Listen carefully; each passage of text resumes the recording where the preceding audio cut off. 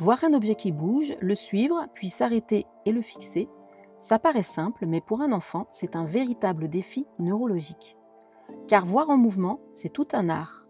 Et sans cette capacité, lire, écrire, viser devient des tâches très complexes. Pour bien voir et interagir avec le monde, les yeux doivent bouger avec précision. Ils utilisent alors 3 types de mouvements. Les saccades, ce sont les déplacements rapides d'un point à un autre, essentiels pour la lecture. La poursuite oculaire, suivre un objet en mouvement lentement et sans à-coups, comme un ballon ou un doigt. La convergence, rapprocher les yeux vers le nez pour voir de près, utile pour écrire ou pour enfiler une perle par exemple. Et tout ça, ce n'est pas automatique à la naissance. Ça s'apprend, ça se coordonne, ça se muscle. Les mouvements des yeux sont pilotés par plusieurs régions du cerveau. Le cortex occipital pour analyser ce que l'on voit, le cortex pariétal pour coordonner l'espace, le tronc cérébral et le cervelet pour ajuster la précision.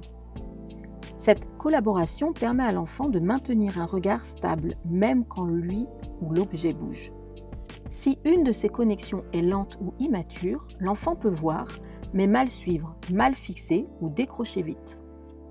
S'il saute des lignes ou des mots en lisant, s'il perd le fil visuel dans une activité, s'il se cogne ou vise mal les objets, s'il a du mal à suivre un doigt ou une balle, s'il évite les activités visuelles prolongées. Ce n'est pas qu'il ne veut pas faire attention, c'est que ses yeux n'arrivent pas encore à bouger avec précision.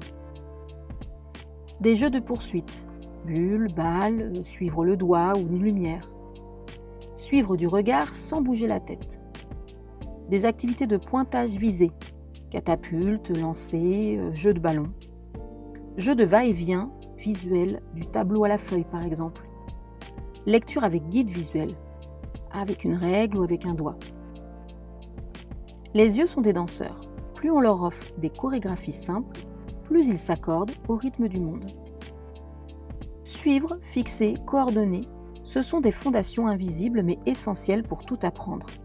Offrir à l'enfant des expériences de mouvement oculaire, c'est lui offrir la voie vers la précision, la lecture et la confiance.